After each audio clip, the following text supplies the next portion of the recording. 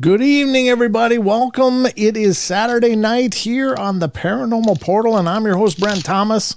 And I hope you guys are having a great weekend. Thank you so much for spending part of it right here with me as we're diving into another 2-hour show. But this is not your normal YouTube show because we have a special guest tonight, everybody. And this is one I'm really excited about. Well, I'm excited every time we have a guest. Don't get me wrong, but this gentleman, of course, has been a real pillar in the cryptozoology field for quite a long time. And he's come on the show to join us and tell us about his journey and his research. And we're going to dive into all things Dogman and cryptozoology with our guest tonight, Mr. Nick Valente. How you doing, Nick? Oh, doing great there. How are you tonight? I'm doing good. Thanks for coming on. I appreciate you making this work tonight. It's a real pleasure to have you here. You've got an incredible pedigree, and you've been at this for a long time. So would you take a couple minutes and let people know who you are and what you do? Well, my name's Nick Valente. I'm the founder of the International Dogman Project USA, also the International Dogman Project Nordic Countries. We're going to open up a chapter in Australia, and that'll also encompass New Zealand. Oh, cool. Specifically because I have about 47 members in my USA IDP that live in Australia, and I have two gentlemen in Australia who are full-time boots on the ground guys, and they report back to me and tell me the ongoings over there in Australia. Mm-hmm. I started out in the paranormal when I was very young. My mother got me into it by telling me some spiritual type ghost stories that actually things that happened to her. Oh, wow. And, it was like, wow, that was interesting. And we used to go to the library a lot. I used to pick up books on the Yeti, the abominable snowman. Sure. Loch Ness Monster, Champs. Champs is up in the Canada area. Yep, Lake Champlain. And back then when I started, they really didn't have too many cryptids out there that people were talking about.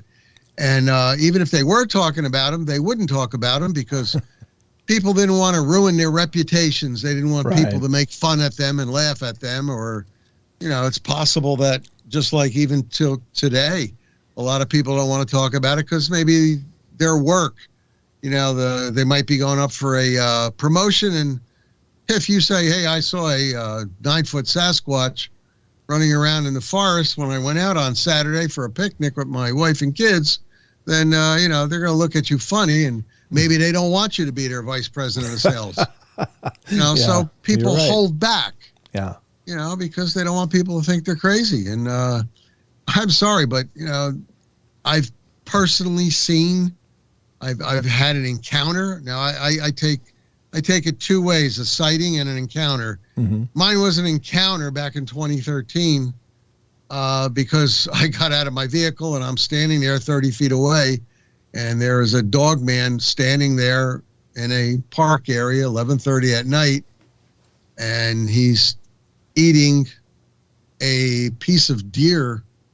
I could tell because I had lit this thing up with 500,000 candle power. I had KC highlighters on my Jeep and totally lit them up.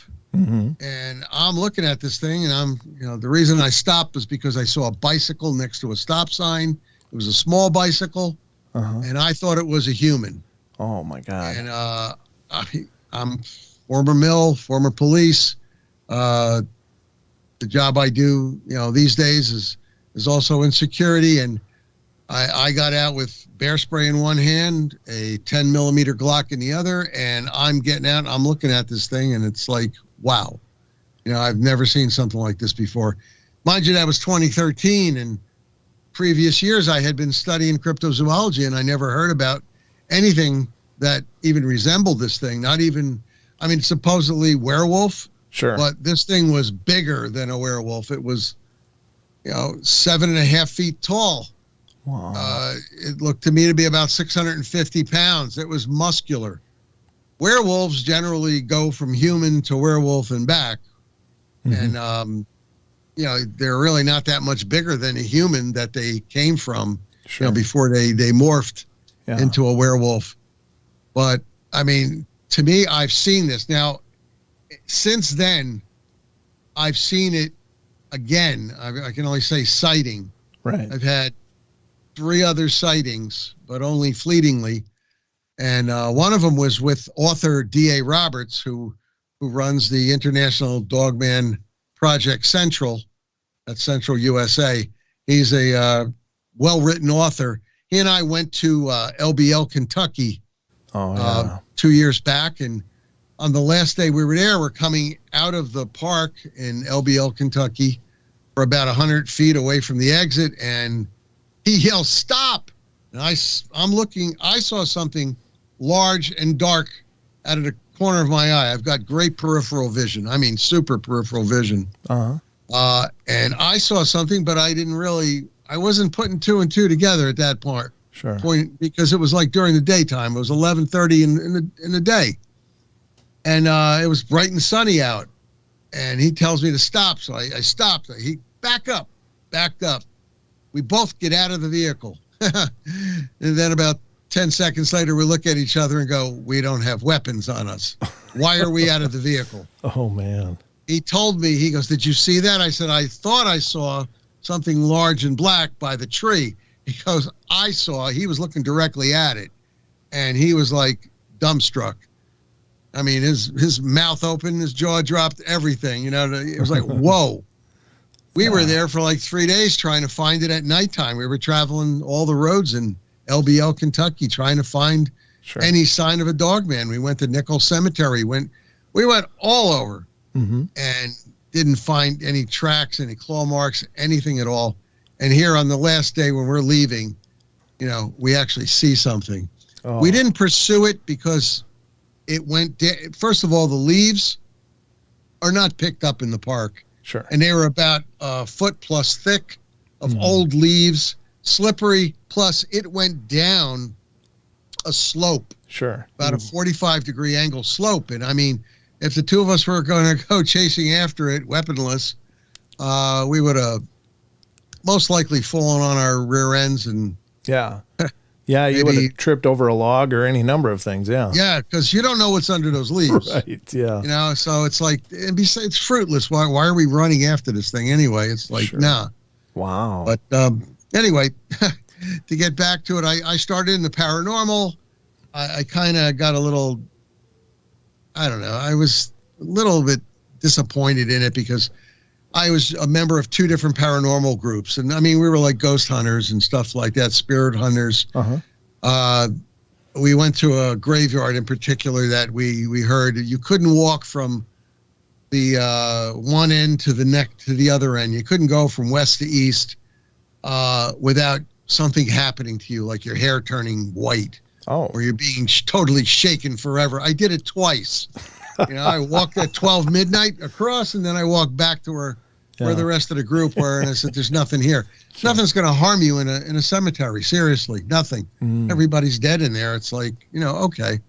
And we used to go after cold spots. We proved that the cold spot, why it was there.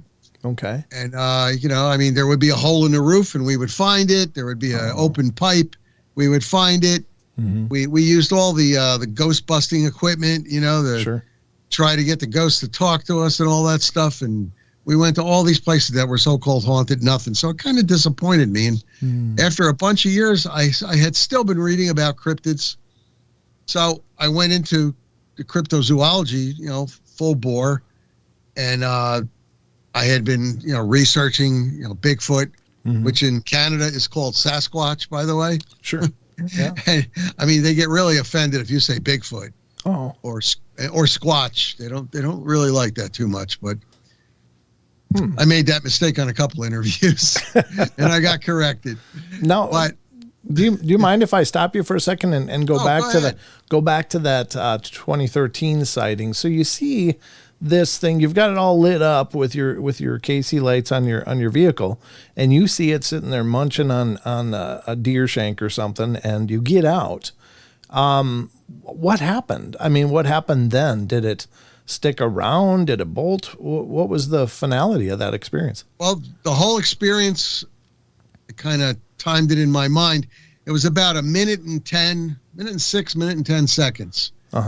Now, it wasn't sitting there, and it was standing, bladed off to me with its right side more. It wasn't straight on to me. It was like it was looking this way. It totally ignored me.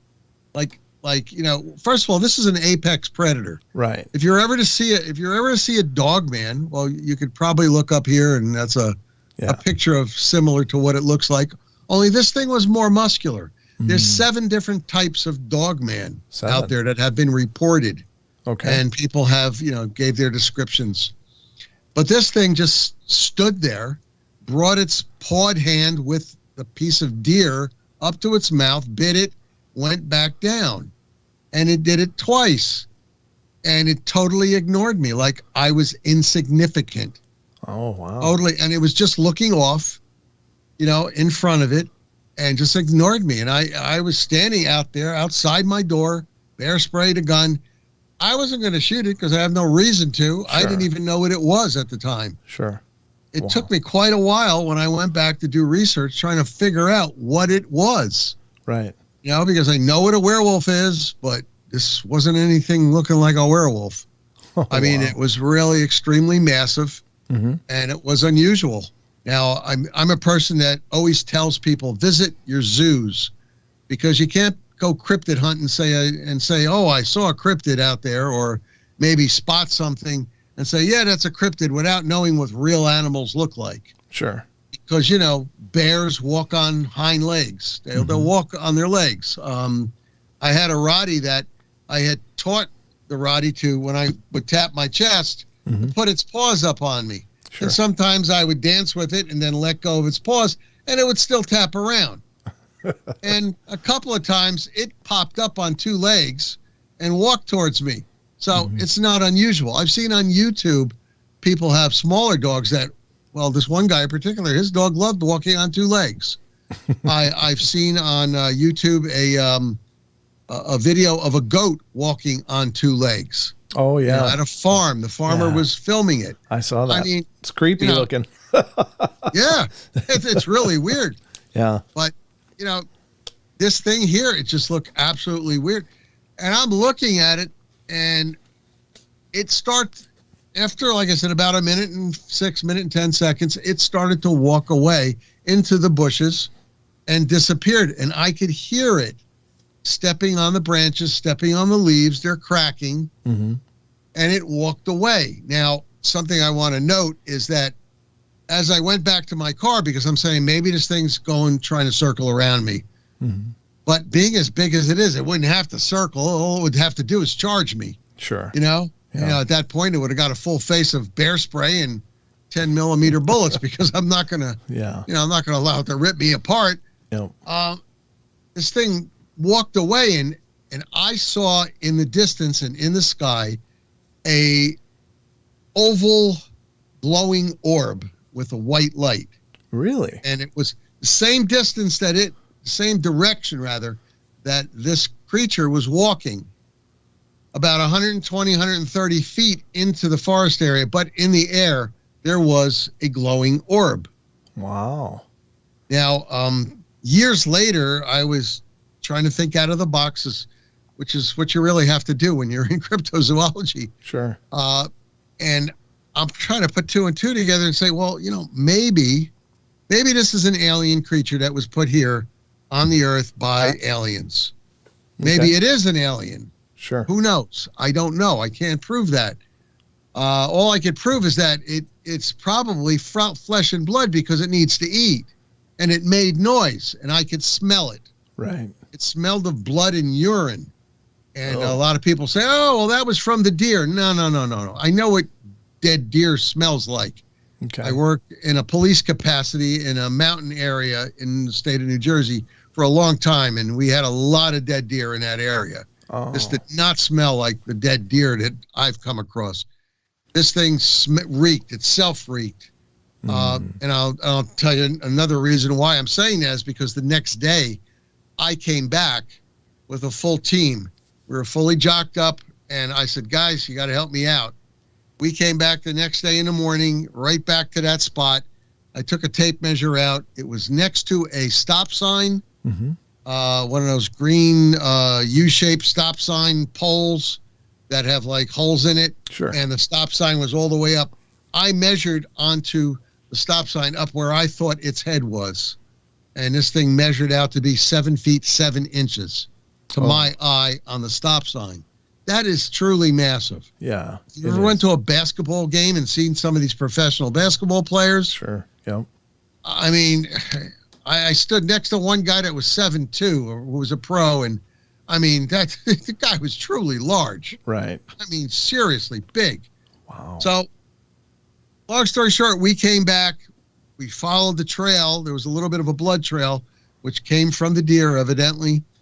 And that bicycle was still chained to that stop sign. That was the whole reason why I stopped, because I thought maybe a child or maybe a woman or something had been attacked by a bear, because from a distance, when I was driving up towards it, it looked like a large bear. Yeah. But like I was telling you before we got on the air, black bear generally go 4 feet 6 inches to a maximum 6 feet 2 inches. Not all the time, but they usually go, about that high. Now, you do have your anomalies, just like in anything in nature. You do have your anomalies in life. There are black bear that are bigger. There are, humans that are bigger than normal. There are humans that are smaller than normal. But, I thought it was a bear, but as I got up to it, I was approximately 30 feet away, totally lit it up, and I just didn't know what the heck this thing was. Yeah. Wow. Were you able to find tracks when you were there? I found, it was walking on top of the leaves and top of the, there was a lot of brush there that was down on the ground. So there were no tracks. We did look for tracks. I also looked for claw marks on any of the trees that were in the area. We didn't find any of that. The blood trail ended about 10 feet in. I was really curious about going deep in the direction it was walking, because I wanted to know what that orb in the sky was all about. Yeah. I mean, who knows? If it was an alien or if it's a soldier from an alien ship, they could have beamed it down. They could have beamed it up. I'm not saying this is what happened. Yeah. All I'm saying is that it's funny how these things, now that I've been researching it since 2013, this is 10 years now, been researching the Dogman. It's funny how they can just disappear, just like Bigfoot. I mean, it's called where the footprint ends with the Bigfoot. Yeah. You'll see footprints on Bigfoot going into a field, and then suddenly no more footprints. Right. Where did he go? Right. Now, you got to think outside the box if you're doing cryptozoology, because even regular physicists will tell you there are 11 different dimensions. For real. This is real science. 11 different dimensions. And it's possible that the Bigfoot that was tracked into this field and there were no trees around it, maybe it opened a portal up and went through the portal and disappeared. Yeah. Because there were no more footprints. I mean, I've read, numerous reports on Bigfoot, and it's gone. Now, Dogman generally goes up into the trees. You can tell by claw marks. We found claw marks. We've taken pictures of them. There's a difference between a Dogman's claw marks and a black bear's claw marks, by the way. Okay. A black bear has a hand about this big, my size. Okay. And the claws are going to hit like this. A Dogman, claws are going to be widespread, and I mean widespread. And you'll see them on there. We did have some good pictures of them from when we went to a report in Pennsylvania, north of the Poconos. We went there twice, and on the one occasion, we actually found footprints, but it was in the snow. Okay. I tried taking casts, but it's impossible in the snow. I got to find a better way to do it. Sure. Right. I actually took this stuff with me besides the regular plaster of Paris. I actually took the stuff that you would squirt in between your windows to insulate it. It's a foam. The expanding foam, yeah. Yeah, I tried that on these footprints and everything, and it just fell apart. I mean, one of these days. Yeah. One of these days we'll find something good to use in the snow. Yeah, that would be really cool. When you saw this thing eating the deer, did you get a look at its hands? I mean, did you notice that it looked kind of like our hands, or? Yes. Okay. Wow. Its claws. I would say the claws were about 3 inches, maybe bigger, and it was dug into the piece of deer, and I could actually see that. The only thing I didn't get to see, I guess I wasn't looking all the way down that much, but I didn't get to take a look at the feet. Okay. But I did get to see the knees. The knees are like a human's. Now, there's 2 different types of Dogman knees. Okay. There's the German Shepherd rear type of knees where they go backwards. Yep. And then, of course, there's a human type of Dogman knees where they go forward, just like a human. Yeah. This one had the forward type of knees. Thin waist, but this thing was massive. Absolutely massive. So did it seem like its legs were more human-like than canid? You know, because canid legs, like when you think of a German Shepherd or a wolf or any dog, they're kind of, I mean, they can be long from front to back, but they're very narrow from, the outside to the inside. And when you were observing this, did you get an idea? Was it more like our legs or more like a dog's legs? It was more like a dog's leg. Okay. I didn't get to see the calf area, the shins or anything. Sure. All I saw was from the knees up. I mean, I was concentrating on it to see if it was going to become aggressive towards me, because I was readying myself for action. You got a war game in your head. I'm going to do this, or I'm going to do that, or I'm going to do it. I mean, you need to have different plans. Yeah, absolutely. I do a lot of boots on the ground field investigation in forest areas. Like I told you before, we go anywhere from 6 to 10 to 12 miles into a forest area. And some of these areas are like 120,000 acres large. Oh, wow. Okay. And you're going in 12 miles and, you lose cell phone connectivity, which is why we usually have the Garmin InReach Mini. And we just switched over now to the Garmin InReach Mini 2.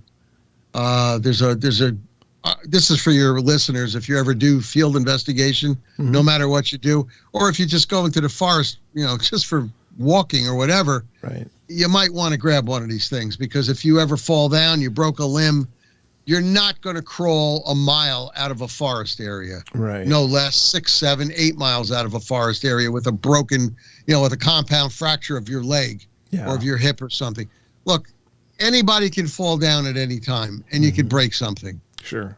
And there's so many things in the forest that, want to, want to get you out of their area. I mean, you might be going in there looking for Bigfoot or Mothman or Dogman or some other cryptid, the Lakeland Frogman or something like that. And a mountain lion finds you. Oh, right, right. A black bear, a brown bear finds you. Brown bears and grizzlies are very aggressive. You might be able to scare off a black bear, but brown bears and grizzlies, they're aggressive, and you're not going to scare them off that easy. Right. Coyotes will go after people. You have snakes out there that are poisonous and non-poisonous, which is another reason why I tell people to always, when you're walking, look up. People are programmed these days to look down. Why? There's no awareness.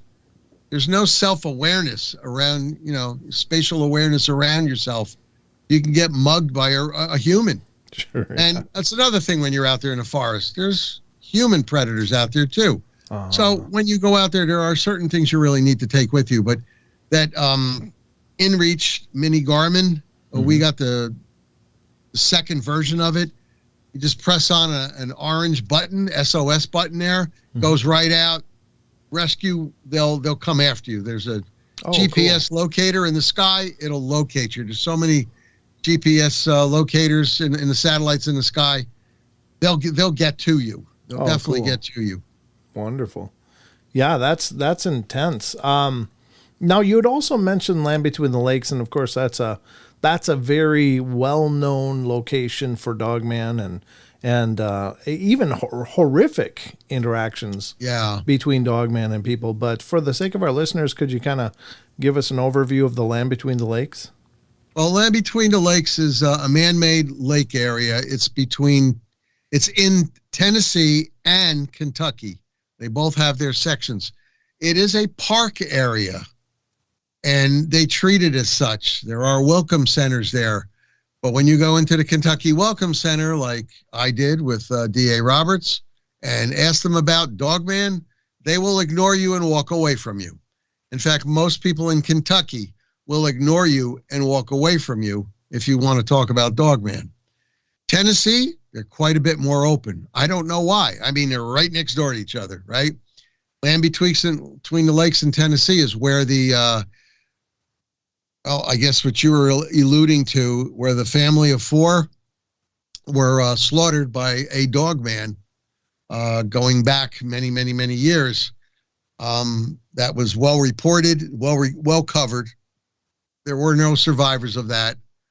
In fact, the area where they had towed their camper, it was a tow-behind camper on their car, by the way. They went to a camping area which had concrete in the ground, and then sticking out of that concrete was electricity. That area has been bulldozed in with mounds, so you can't get to it. It's been allowed to overgrow. I think they planted trees in that area. They snipped out all the electricity. I mean, we have found it, and we have looked at the area, but they don't want you in that area. Absolutely. And this is in the Tennessee area. Generally, I want to make a statement, and I guess some other cryptozoologists out there might disagree with me, but generally I found that Dogman generally stays in the Tennessee area, and there's more Sasquatch in the Kentucky area. There is an area that overlaps, though, where they both go, in Kentucky and in Tennessee.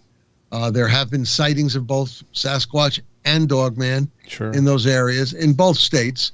But more so Dogman in Tennessee, Kentucky, more so Sasquatch. They don't play well together at all. Okay. Neither of them like dogs. So, if you're going out there with your dog, you might be having Dogman or Sasquatch hone in on you. depending on on their mood, I guess. But they definitely don't like dogs at all. So that's just a little tidbit. There are areas in Kentucky that have a nice beach area that people during the daytime go to. I saw one trailer there when we were going through there, D.A. Roberts and I. I had I still have it. It's an H3 Hummer. It's all-wheel drive. I figured we're going to go roaming around here. I want to make sure that I got something big, large to ride around in with all-wheel drive, and I don't want to get stuck. Right. Because you get stuck in there, our phone didn't really want to work. And this is the Kentucky LBL. Yeah. The canopy overhead is such that it blocks out all the moonlight. I mean, it is super pitch dark. I had a 6 million candle power spotlight with me.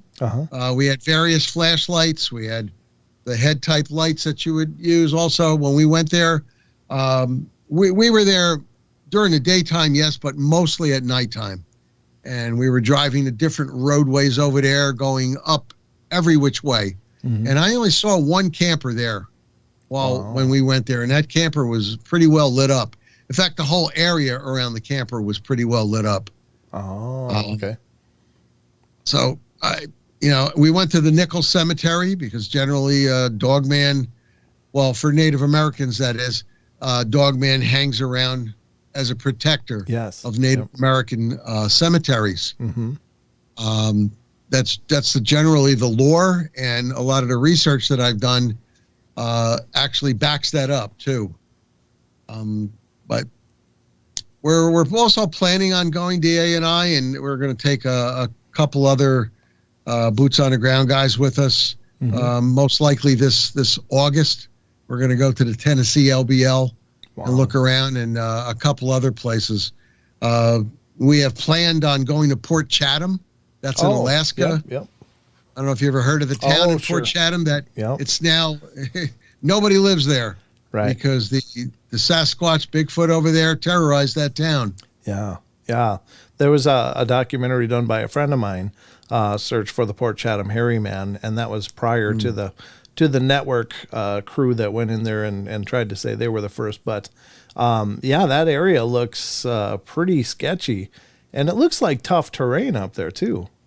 It's extremely tough terrain up there, and the town that was there, of course, now it's all deserted. But they had a cannery over there where they were, processing fish, and I kind of think that between hunting deer and elk, and taking the fish and everything, I kind of think that kind of ticked off the Bigfoot in the area, and I think that got them really mad, and that's probably why they terrorized the town so much. And there was over a dozen people that went missing. From that area, and they decided that, hey, enough's enough. We're getting out of here. Absolutely. And law enforcement never did much back then for them. So I guess they all took off, and that was it. But we plan on going there because, it's part of the United States. We don't need a passport to get there. We just go on a boat and, and go over there. Yeah. And we're pretty well equipped to do the field investigating over there, and quite confident that we can protect ourselves when we do go. But we're going to bring a full team out there, and just for safety's sake. Absolutely. But with the Port Chatham Hairy Man, there were actually corpses that were mangled that kind of washed down to the town in the waterway. Like they'd find these bodies just torn apart. Yeah. And that's what convinced the town people that, hey, we better get out of here. Yeah. And they did. And it's as far as I know, everybody that's been up there more recently, they may have found sign that they're still there, but no aggressive encounters at least. So I'm hoping the same is true for you guys when you go up there. That's gotta be scary because, I think that the one thing about these things is that we just don't know. We don't know. Is it a good day for them or a bad day, or is it a good one or a bad one? I think that they probably have the entire spectrum of behavioral types much like we people do. And so, Oh yeah. are you going to get the crabby get off my lawn guy, or are you going to get the one that wants to, help you find the path kind of thing, Right. Well, there are, like I said before, there was reported 7 different types of dogman, but there's 11 different types of Sasquatch that have been reported. 11. And they all look a little bit different. They all act a little bit different. Mm-hmm. The type that they took a picture of Patty in the Patterson Gimlin film, that was a more subdued type of Sasquatch. You may have heard stories where little boy, this was like a couple years back, he was playing in the woods. His family had been there, the full family, the full blown out family, the uncles and aunts and everybody and other kids. This little 3-year-old boy, he wandered off. And I mean, that would never happen with my kids. Yeah. I gotta tell you right now. I mean, keep my eye on them every second. Right. This little boy wandered off. They found him 4 days later. He was well taken care of. Yeah. He told the people, the bear gave me food. Bear gave me food. Took care of me. Yeah. Yeah. Okay. The bear? I don't think so. I don't think so. But you're thinking about a 3-year-old. They don't have the vocabulary to understand the difference between a bear and a Sasquatch. So it's probably not at all. The only term he knew that would describe what he saw. Well, it's bear, yeah. And, if you really look at a bear, I mean, from a distance, if it's on its hind legs, it's going to look like a squatch. Yeah. So, there's that much for it. Wow. But like I said, I always tell people, please, number one, go to the zoos, find out what real animals look like, how big they can really be. Once again, I've seen black bear in zoos. I've seen brown bear. Brown bear, 8 feet. I mean, that is one humongous creature. Yeah. And their paws are about this wide. Yeah.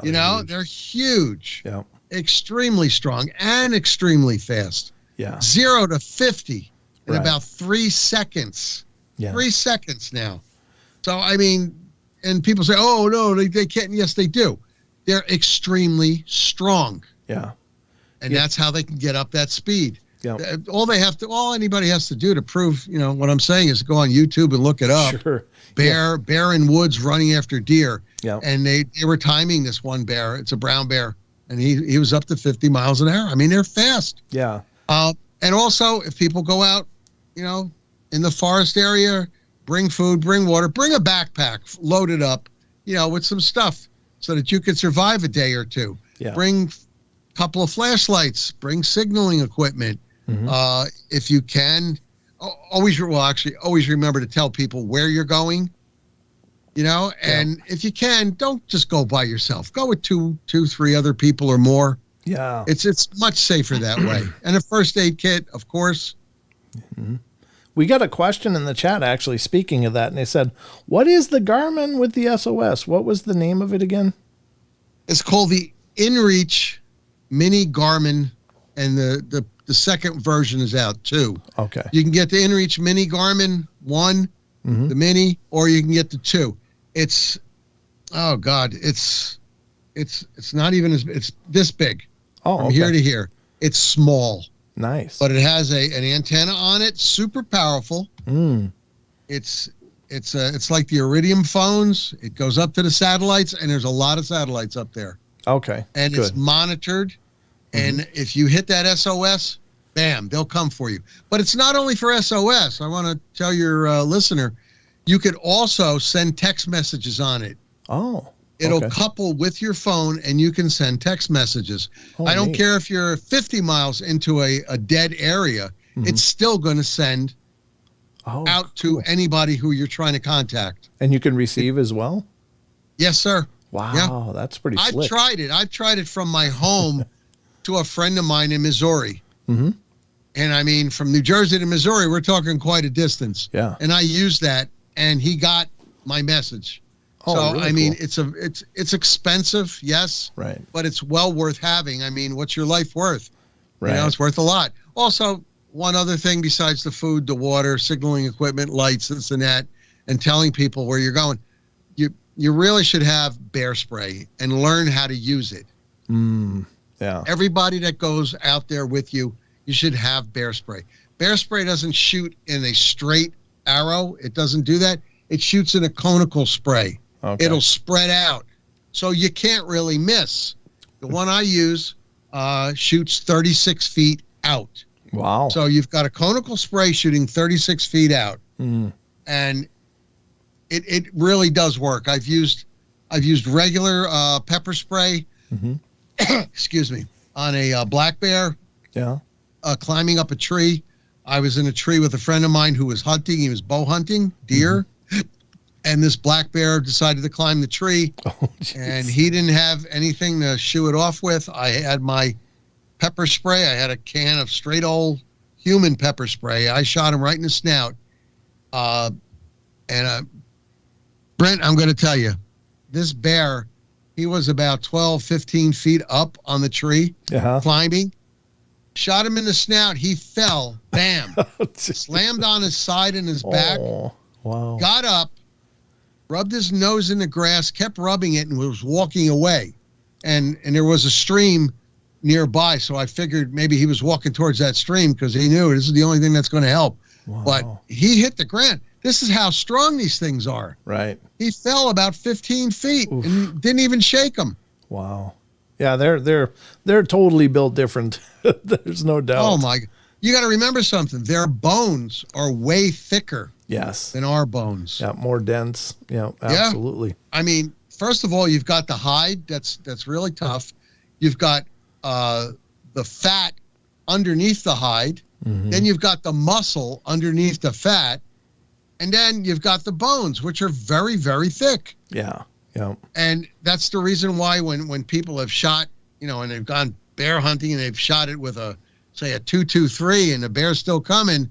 And it's like, well, this 223 ain't going to do much to this bear. Right. It may have entered a little bit and stopped. Oh. I mean, they have a very tough hide. And then that's only a black bear. Then you talk about a brown bear or a grizzly. Yeah. Well, you really have to use the right weapon if you're going to be out hunting. Yeah. Of course, get a license to do it and then go out there and do it. Yeah. That's no doubt. We got another question from chat, Nick, and this is from Maggie, who's in Australia, actually. And she said, is there anything that makes a dogman encounter more likely? Well, if you're out hunting, for instance, Maggie, and my friend John, who's boots on the ground in Australia, he found that he was out and he shot an animal and killed it. And then he heard growling. And as he was coming up on his kill, the growling intensified and he decided not to go any further. He backed up. And believe it or not, Maggie, you guys have dogman in Australia. Don't ask me how they got from one point A to point B with a big ocean in between, but you have a type of Bigfoot in Australia, and you do have dogman over there. Yep. Now, my friend John also was out fishing, and he was in a boat with a 50 some odd horsepower motor, and he thanked God that he had that motor in the back of his boat this day. I mean, it was like a rowboat type of thing. He had oars that he could use also, but he saw a dogman on the land and it got into the water and he was so fascinated by it and it started swimming towards him really fast. Oh no.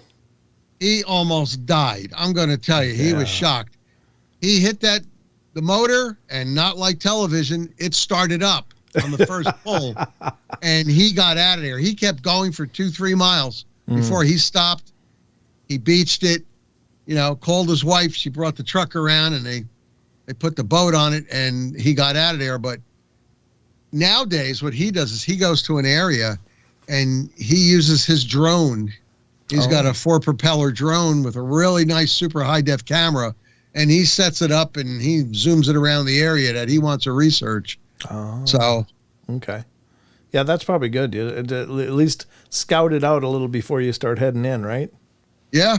Yeah. But I think the reason why it went after him that one time is because there was food for the dog man was over there. And he saw the animal he shot. Oh, okay. Okay. It was bow and arrow, no less, by the way. It wasn't a gun. Oh, okay. And I guess he wanted to recover his arrow, but he never got to recover it. I thought you meant he was the food. I was like, oh, my God. No, what he shot was the food because the thing took it. It wasn't there any longer. Wow. Yeah, that would be horrible. By the way, Brent, I mean, there's a lot of stories here in the United States where guys have went deer hunting, shot the deer, started to follow the blood trail, and the deer just dropped, or maybe went off a hillside or something. Mm-hmm. This one guy in particular, he spotted it down at the bottom of the hill. He went after it, to go around. By the time he got there, it was gone. Wow. And there were reported dogmen in the area. So it's quite possible. Just remember, they need, just like what we need, they need shelter, water, and food. Sure. So you'll definitely find a dogman, in close to a water source, a river, a stream of some sort. Right. And then if there's a food source in that area, you're definitely going to find it over there because it's got to hunt. Now, have you noticed, I know we were talking to Linda Godfrey, and she saw a very specific correlation between waterways and the presence of these dogmen. Have you found that as well, Nick? Well, yes, definitely. Okay. Like I said, they need water. Right. And remember, what else is in water? Fish. Yeah. Yeah. Okay. So, like I said, dogman can swim. At least my buddy John in Australia told me that much. And I've also read other accounts here in the United States where two young men were out fishing and they saw a wolf-like creature. They thought it was a dog from a distance coming towards them. And as it came towards them, the head was really, really big. And, the one guy said to the other, I want to get out of here. Yeah. And thank God for them that they had a motor also, and they got out of there. And this thing was catching up to them at one point. Oof. So it's like, I guess they will go in the water for fish. They'll go to the water for water. Mm-hmm. And something I would like to say about dogman, and it probably applies to Sasquatch too, is that with all the building that they're doing, and this is something I found in Texas, because I have people down in Texas that told me about this. One fellow in Texas, he has a ranch there, and the next door ranch is currently unoccupied, but there's a barn there, and he's seen juvenile dogman in the barn. Oh. And they're around his area. His house area is fenced in. He and his wife are the only two that live there. Okay. He doesn't have any children. But the thing is, I asked him about construction, and he said, yeah, about 2 miles away, they did tear down the forest area, and they flattened it out, and they're putting in townhouses and regular houses. Sure. Same thing here in New Jersey where I am, and I've had a great uptick in reports over the last year and a half, I want to say, of sightings, because in New Jersey, they're building townhouses like mad. No more condominiums. Forget that. We're now going for the townhouses, and you got townhouse cities, and they're taking down forest area. And I've had more reports of creatures in, the area. Well, not where I live in particular, even though I did have a sighting by a lady 3 years ago. Oh. And she subsequently moved out. No, because of that? She lived about 900 feet from where I live.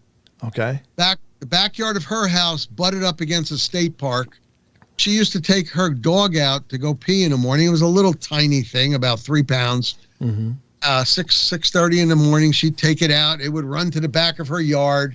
She had a pretty nice backyard, about 50 feet of backyard that butted up against to the trees, and that was the state forest area. The dog would go out, do its business, come back. She'd stand out there with it.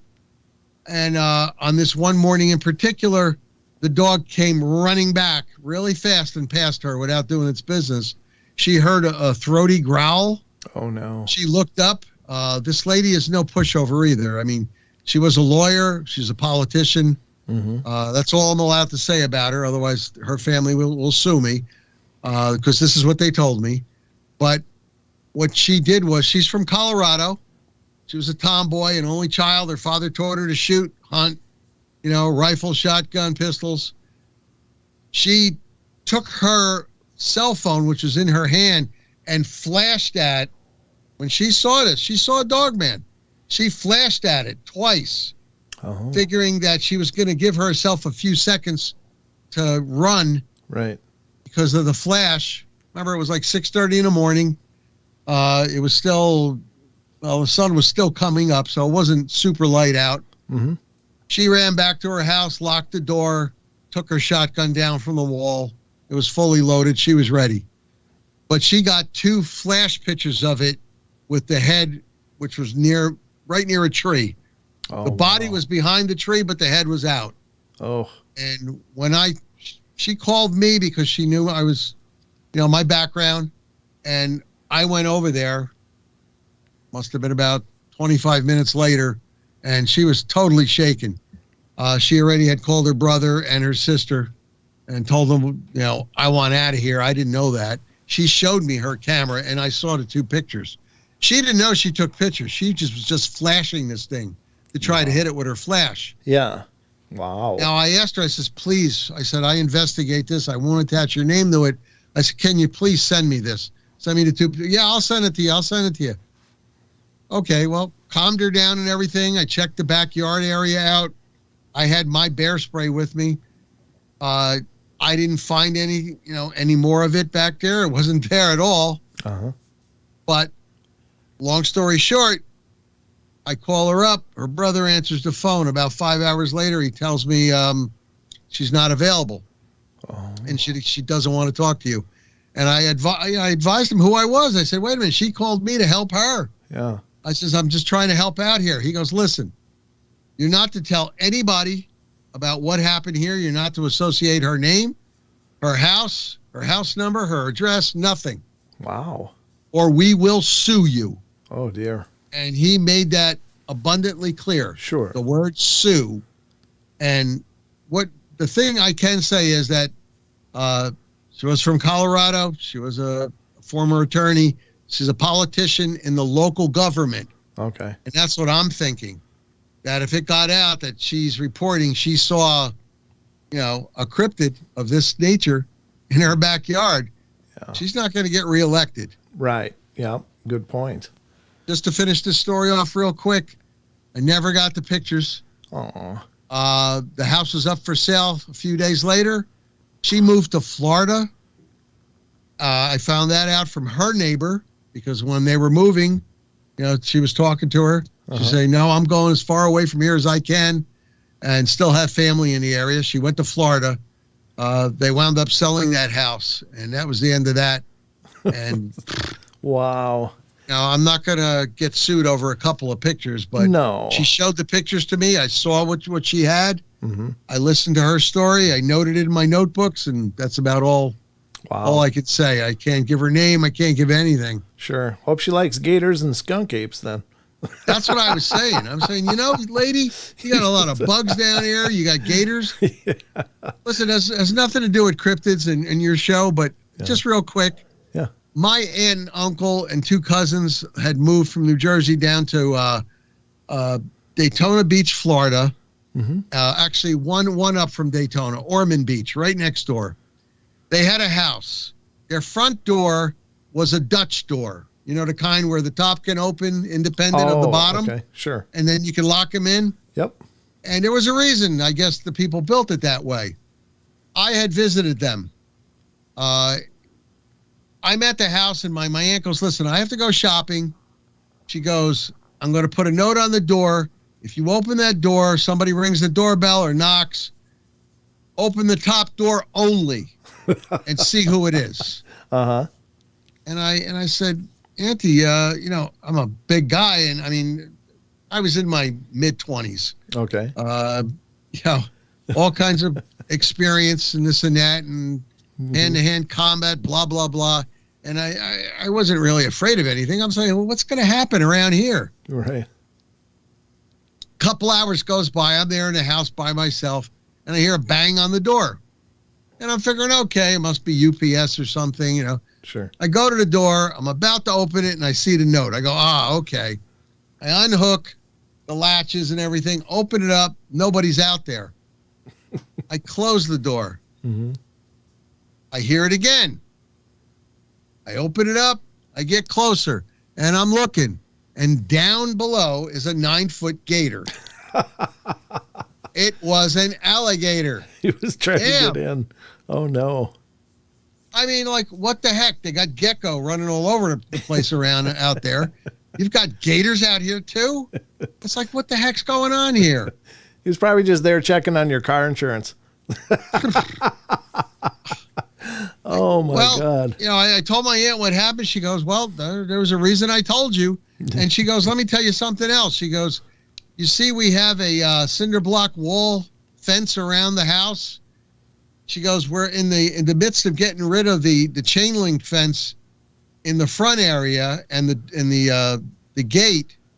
She goes, because gators can climb chain link fence. I've seen. And you know what? I checked it out years later on the internet, and I'll be damned. Yep. There's a picture of a gator going over a chain link fence. Yep. They grab on and just pull themselves up until they flop over. Yeah. It's creepy. You'd think that would be a real barrier for them, but it's not. Well, in this case, it had gone under the fence and damaged it quite a bit. Sure. Because it just went right there. I guess they had about an 8-inch leeway. Okay. And when it went under the fence, it bent it. This is how big and strong this thing is. Yeah. I mean, it's amazing. I wish I would have had some pepper spray on me at the time, but I wasn't carrying it back then. Wow.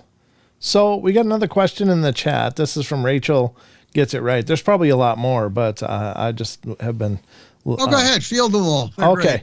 great. As far as technology goes, are there affordable portable 3D scanners to record footprints in various types in the ground?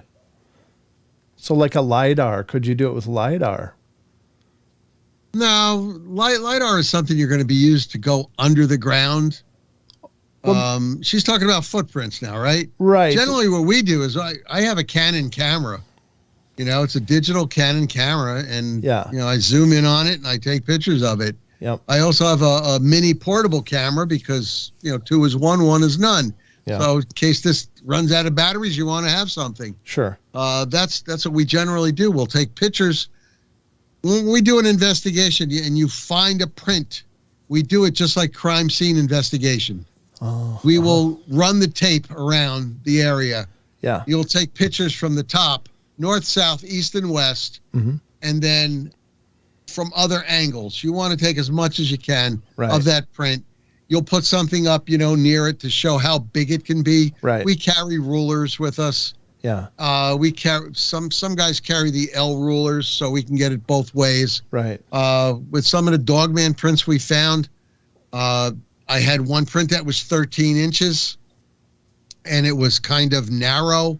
It was about 5 inches wide.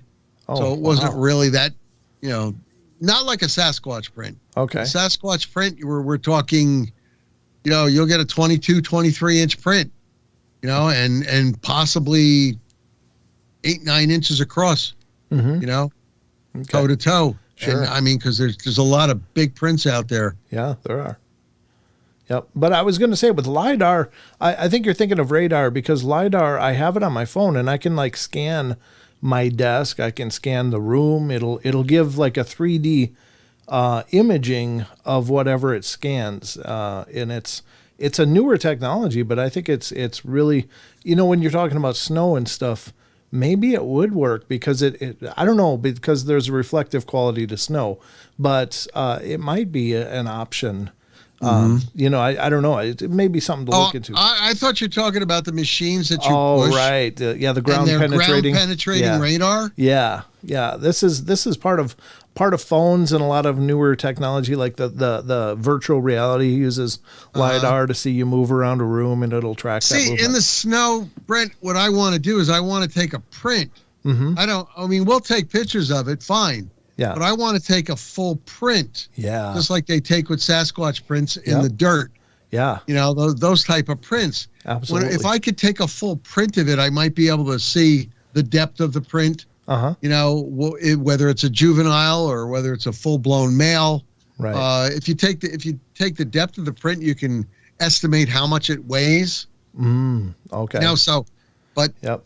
as far as taking a 3D print, I mean, it's the same as me taking a picture, actually. Well, sure it is, but it does For me, anyway. It does give you a depth, and I mean, you could literally take it to one of those 3D printers and make a facsimile of it if it was big enough scale. But I see what you're talking about. Those printers that shoot the. Okay. Yep. So maybe that would work, but that's an idea. That's an idea. I got to check on my phone. I mean, I have a new Samsung flip phone. Oh, nice. I wonder if it has that. What do I look under? LiDAR? I would look. I would probably just look like a Does Google. it come with the phone or no? Well, it's on my phone. I got one of these. Maybe it has that on there. I'm not sure, and it depends on the manufacturers. But this phone does. I got an Apple 12 iPhone, and it has it on there. But yeah, I mean, what is it under, Brent? Is it under? I would pictures. Do you know what model your phone is? I guess I could just look for you quick. Do you know what you have? Oh God, no! It's whatever the flip phone thing is. Samsung Flip. This one I got this last year, so it's LiDAR. I'll just see if Samsung Flip phone has LiDAR. The 12 Pro features LiDAR sensor. Blah blah blah. The Z Flip doesn't have many of these traits, but the 12 megapixel wide and 12 megapixel ultra wide. Yeah, I don't know if it does. The Z Flip doesn't have it then. Okay. Yeah, it doesn't sound like it, but it's just something maybe for the future. If you find some technology that uses LiDAR, you could maybe get a handheld scanner of it or something to try as well. But just an idea. That's a great idea. I mean, heck, if I have it in prints in the snow, at least it wouldn't be lost. Right, I could take it someplace and have them build me a print of it. Right. That would be really good, actually. Yeah, that might be really exciting. That'd be cool. I gotta thank you for that. Yeah, definitely. Yeah, that's exciting stuff. Please ask Nick if he thinks Dogman is a subspecies of Bigfoot and where he thinks these things come from. And that's from Bill in the chat. No, I don't think it is a subspecies of Bigfoot because the pictures of Dogman and pictures of Bigfoot totally looking different. Okay. They don't like each other. There's different things about each one. Let's put it this way. All Dogman, all the reports I've ever taken, spoken to people about, read about in books, read about in libraries, they've always been like an apex predator. Okay. Bigfoot, sometimes certain Bigfoot it looks like they'd rather stay away from us. Yeah. The Bigfoot. Yep. There's been attacks by Dogman, like Palmyra attack. You have the attack of LBL, for instance. Sure. There's another ranch that oh God, the name escapes me at the time, but it was back in the early 1900s. Where the Dogmen were attacking the area because people were building in the area. I mean, they're more aggressive. Sure. You do have Bigfoot. There's a Bigfoot called the Gugway. It's called the Face Eater. Right. The Algonquin Indians, First Nation people up in Canada, talk about them. They'll rip your head off and eat your heart out and everything else like that. Yeah. They're extremely aggressive, always aggressive. And that's what Dogman generally is. Very aggressive. And it's out there. But I think it's also pretty smart in the fact that, I mean, not human smart, but smart enough to know that if it went on a rampage killing humans, that humans would catch on and come out after them and eradicate them. Yeah. Yeah, that's scary. That's a scary version. I know there's this, what is it, Siege at Lockett Ranch or something was another one? Yeah, that's the one I was trying to think of. Yeah, that's a wild story. Very, very wild. And then we got another question from Luna Moonicorn, one of our chatters, says, I swear the Dogman I saw had on clothes of some sort had been reported. Has that been reported at all in any cases that you're familiar with? And I've heard claims like this before. They're very rare, but they do seem to be sometimes seen wearing shirts or other garments. Is that anything you're familiar with? No, only on some of the fake news that they put out there. Okay. Something I want to say to everybody out there, cryptozoology is about creatures that have been seen but not accepted by real science, okay? Cryptozoology is hard enough to study and research and investigate without having the fakers out there. Yeah. There's a lot of people that come out with these fake stories all the time. And I have a mantra. My mantra is to prove or to disprove that these creatures exist. Yeah. I've been north, south, east, and west in the United States searching down different cryptids. I've been over the border into Mexico after Chupacabra, and I think I proved it to myself, when I finally saw a dead one over there where a rancher had shot one, and he charged me a couple of bucks to see it and to do a few things. Sure. But long story short, it wasn't a bloodsucker. It had attacked some of its sheep and some of his goats. But the thing is, you got to remember, when something dies, when an animal dies, the heart stops pumping. Sure. Okay? The blood in the animal over time will turn to a gelatinous substance. It won't be liquidy anymore. It loses that liquid. When I asked I want to call him cowboy, farmer, rancher, if he wouldn't mind cutting open the one sheep and taking a look in there, I asked him if I could do it. He said, no, but for $20 he would do it. So I had to give him $20. That was another 20 to see the chupacabra, 20 to get him to chop open the sheep that was killed by the chubi. Yes, it was bit over here on the neck. Okay. But when he did cut it open, I asked him to cut an artery open. I pointed it out. I wanted him to cut that open. He cut it open and nothing came out. Okay. And he's looking at me, no blood. I go, it's in there. You could see it. It looked like cherry jello. Okay. All right. The heart stops pumping.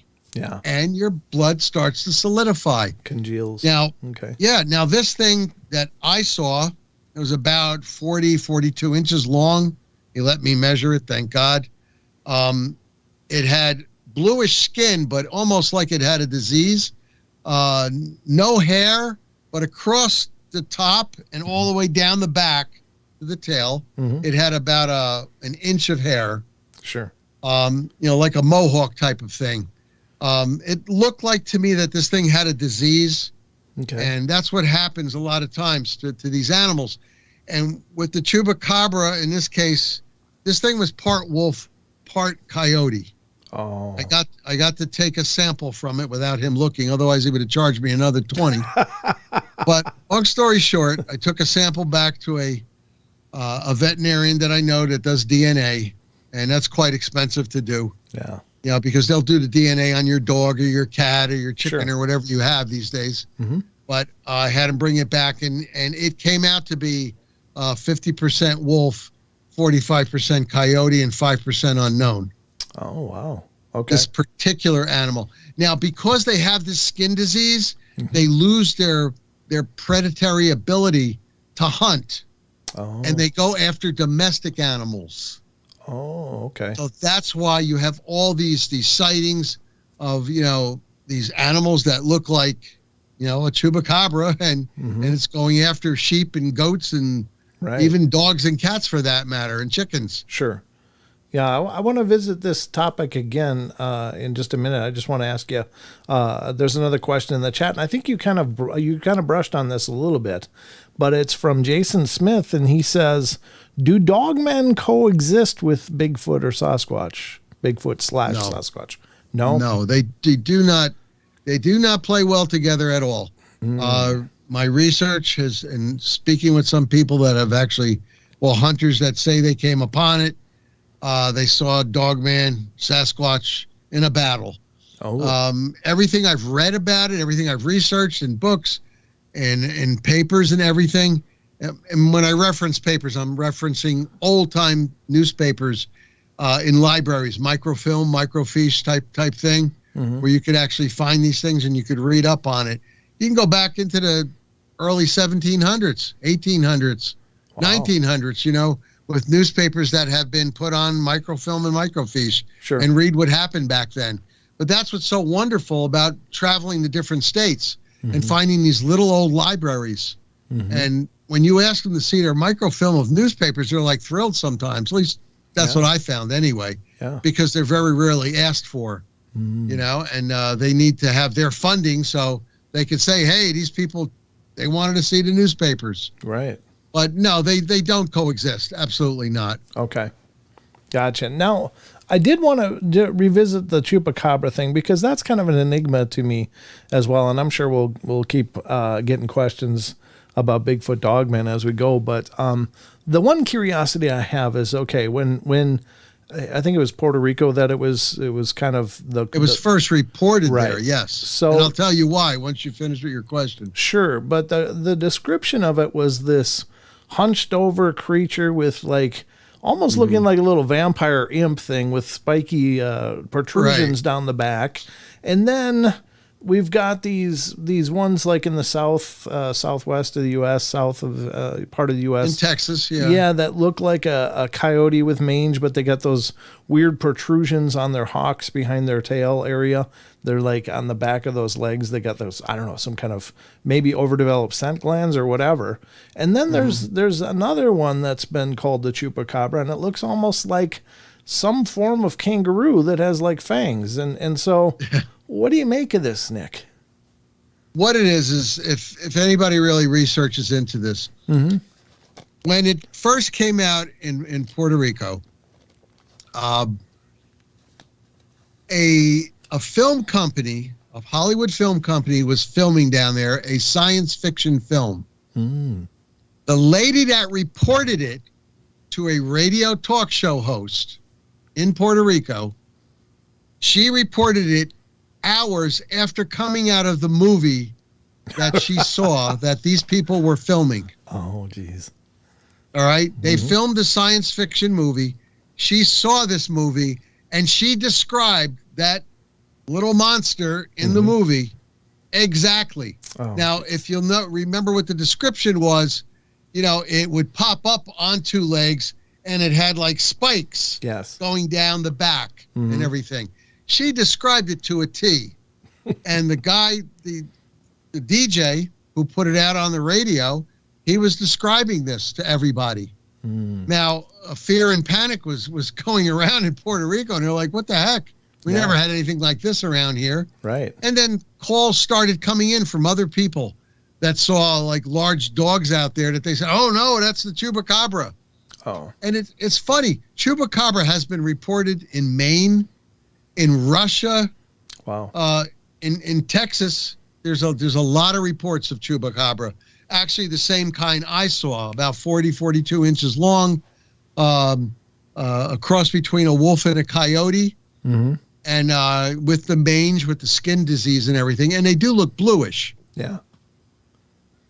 Okay. So that's basically what it's like. But I mean, it's amazing how they're reported to be, like I said, in Maine and then also in Russia. Yeah, in this wide spectrum of physical description as well, and it's like everything can't be a chupacabra, but I mean maybe there's other things out there, other hybrids or whatever have you. But yeah, that makes sense to me. Okay, thanks for your input on that, because that's one that's been a head scratcher for me for a long time. It's like, well, what the hell is a chupacabra? Because we got several different variations of it going on.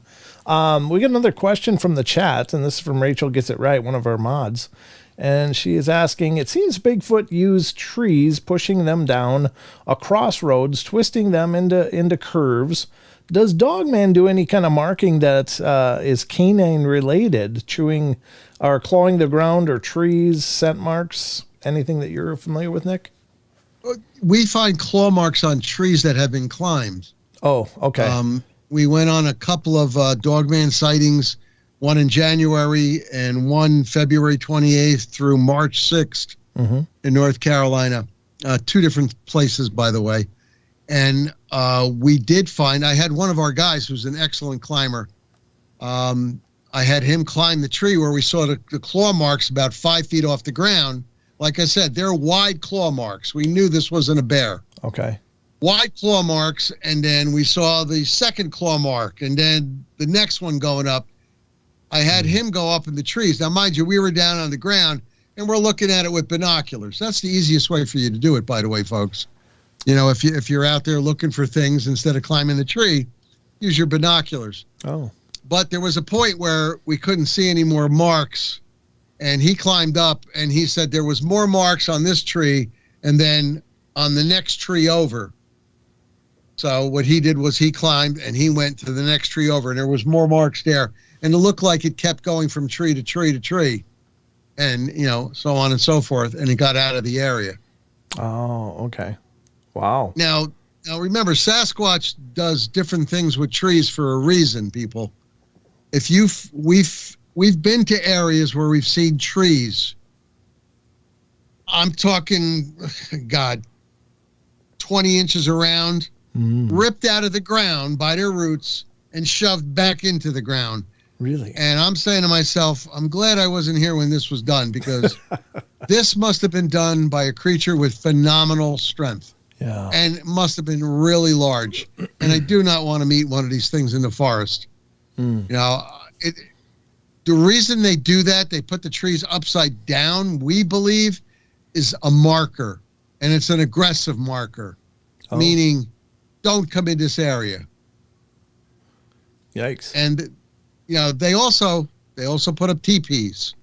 And from interviewing other, I want to call them Sasquatchologists, you know, people that just study Sasquatch and Bigfoot only. Yep. I've gotten the opinions of many of those gentlemen who have been doing it for 25, 30 years. Their belief is that it's sort of a message. This is a safe area. There's food in this area. Those teepees are not for shelter at all. Because if you ever look at them, you know, it's not going to protect you from anything. It's a sign. It's an absolute sign. To continue a little bit more on Sasquatch, if you'd like.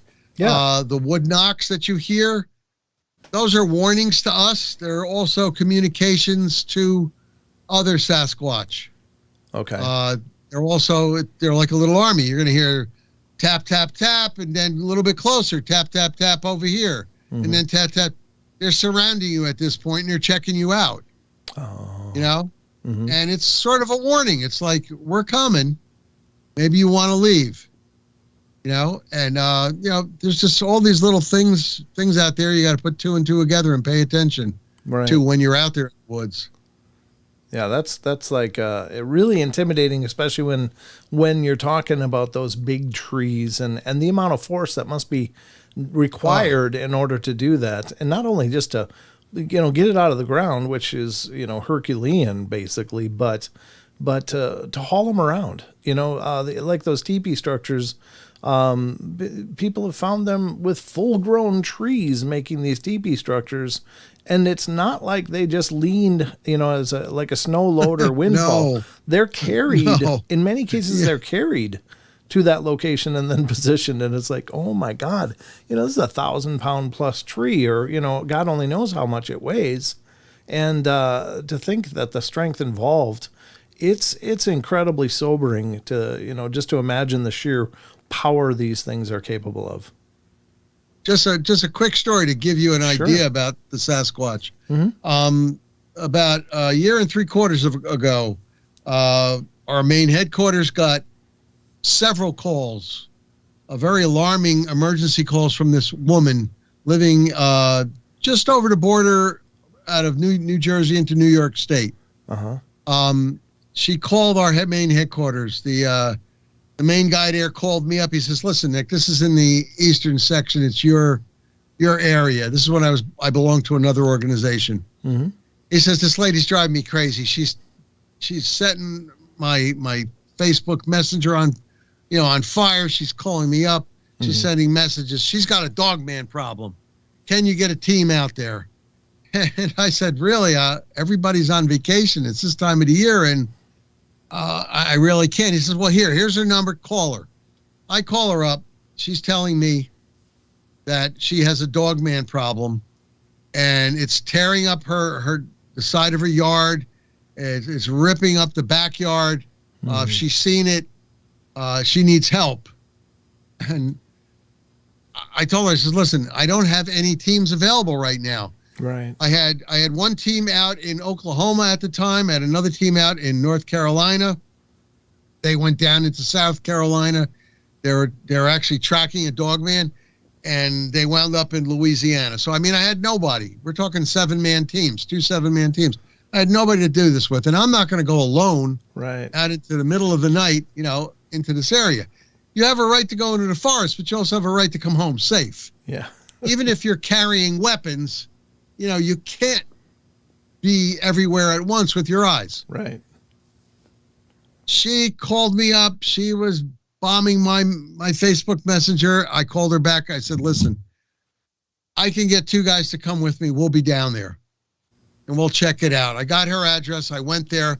Turns out her front door is 65 feet from the main road. It's a main highway. Oh. I really don't want to give the number. It's a numbered highway. Okay. But that might be a clue. But it was a main highway, which really shocked me. And even though her front door was 65 feet away, on the left side, she had some forest area, but only about an acre's worth, and then a neighbor with a house after that. On her right side, she had forest area, and then a neighbor after another acre. In the backyard was all forest area. Her backyard was 100 by 100 square. It was nicely manicured. There was a tree stump in the back that was cut to 3 feet off the ground. So she really didn't have any trees in her backyard. Her garbage area, which her father built for her, and this is New York State, by the way. Mm-hmm. You have to go down 42 inches because of the frost line. In New Jersey, it's 35. There, it's 42 inches. Her father put 4x4s down 42 inches, put the cement down there, built a cage to the side of her house. Against there, he put, I'm trying to think of the type of fence. There's a special type of fence he used. It wasn't a thin chain link. It was a very thick chain link fence all around. He built a front door to it, where she could put her garbage cans. He also roofed it with the chain link. Okay. When we got there, all of the 4x4s that were sunk into the ground were out of the ground and thrown all over the yard. Wow. Now, no dogman's going to be able to do that.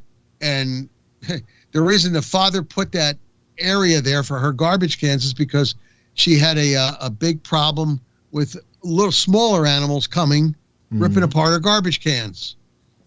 So, long story short, I'm there with 2 of my guys. We're armed. We've got lights. It's about 1 o'clock in the morning. We're looking around. We went to the back of her property, and we heard some sounds. We were walking into the property. We had night vision on.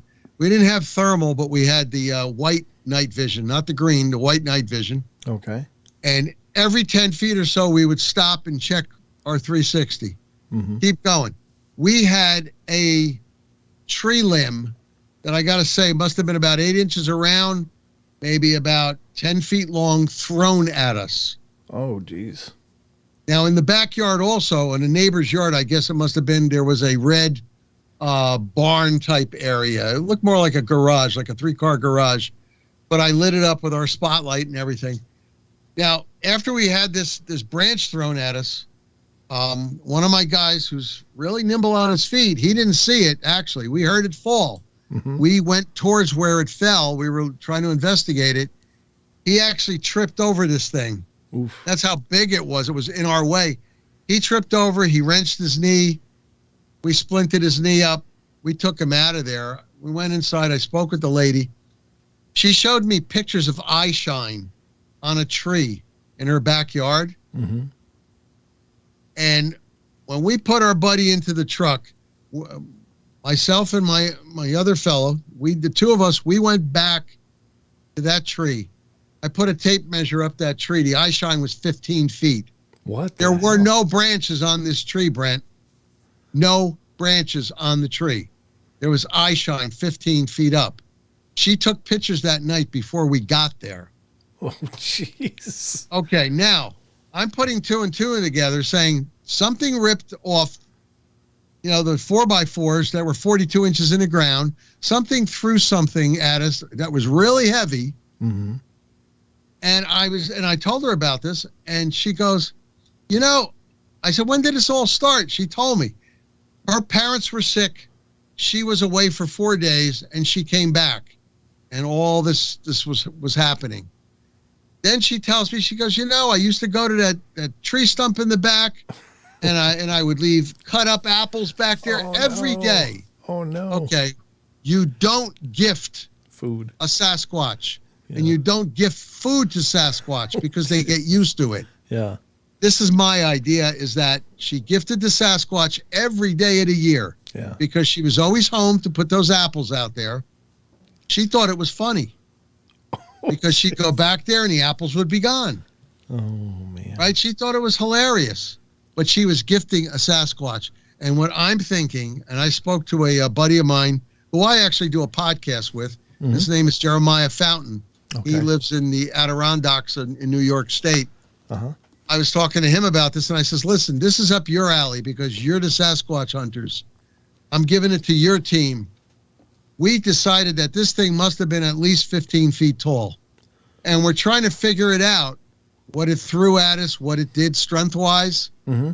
15 feet tall, possibly 3,000 pounds. Is that, I've never even heard of one being that big, though. Okay. There is a, I don't know if I'm supposed to give his name out on the air. Oh, it's okay if you don't want to. Well, I don't want him to get mad at me, but he's a famous Sasquatcher. Okay. He's a famous author, too. He's written Sasquatch books. He's been to Alaska, and he's also found footprints and indications of a 15-foot plus Sasquatch in Alaska. Wow. So, mind you, a lot of people will tell you, all right, I saw Sasquatch, 8 feet, 9 feet, 10 feet. Yep. Some people will talk about 12 foot tall. Mm-hmm. Well, like I said, in nature, it's an anomaly. It can be. Anything is possible. Sure. But where the eye shine was, mm-hmm. Brent, there was no branches near this tree that we measured, and she took pictures of it at nighttime, and she took pictures of the eye shine. Jeez. The eye shine was 15 feet up on the same tree.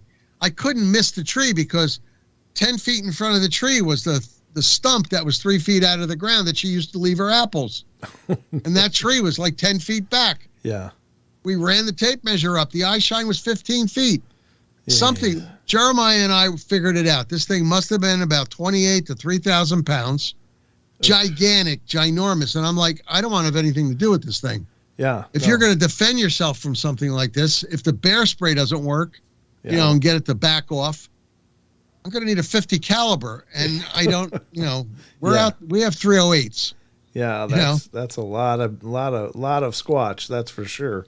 I mean, that is huge. And remember, like I said with the bear have very thick bones. Their skin mm-hmm. is thick. Their muscle is thick. Right.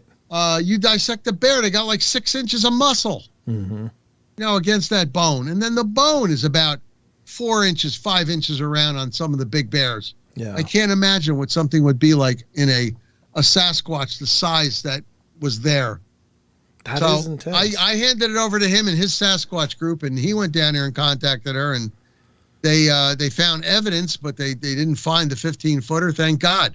Yeah. Because you never know. You don't know what how it might be feeling that day. I'm just wondering, what does a track on something that big look like as far as inches? Because I've heard of like 24-inch tracks and down, but north of 24 is incredibly rare. So, did you guys find any tracks, or were any tracks lifted? It was 1 o'clock, 1:30 in the morning, Sure. and then my buddy got injured. Yeah, but I mean, we weren't looking for tracks over there in particular. We were looking for what was out there because it looked fresh what had happened.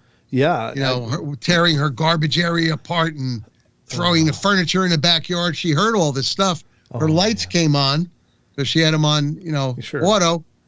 And, motion detection lights are really a good thing to have. Yeah. And by the time we got there, the thing was just off someplace else. But thank God. Well, my question is, where do you hide a 15-foot Sasquatch? Yeah, with that kind of cover, that's pretty impressive. But while you were there, that tree branch was thrown your direction? It was thrown in our direction. Yes, sir. How far away do you suppose that it was thrown? Did you figure out a distance to the tree line to where it landed? We went towards it after it was thrown. Yeah. We had spotlights, 6 million candle power spotlights, and we were spotlighting it out there. And we kind of figured that maybe it was in, a certain direction. We were walking in that direction. Mm-hmm. We killed the spotlights because we didn't want to get night blind. Right. We had night vision, so we wanted to rely on that more so, because if there's something out there, maybe we'll pick it up. Right. I mean, we didn't know something was out there that was, walking around and was that huge and aggressive. Right. Yeah, exactly. But when Tommy hit that thing with his toe and he wrenched his knee and he went down, that was the end of that. We had to get him out of there. I mean, safety first, and, the heck with the Sasquatch and the heck with her garbage area. Yeah. We got to take care of this guy. Yeah, no doubt. I totally understand. I mean, you can't jeopardize your own safety and health over this. You got to think of your team members first. But yeah, that's got to be entirely. That's a whole. We didn't have enough people. I mean, normally we have 7. Sure. Everybody was, all the other teams were out. Right. And I just got 2 guys that said they'd come with me because they didn't want me to go by myself. Yeah, thank God. Yeah, that. And they were both listening to this lady, rant and rave, and I told her, I says, do not put apples out there. Do not even go out in that backyard anymore. Yeah.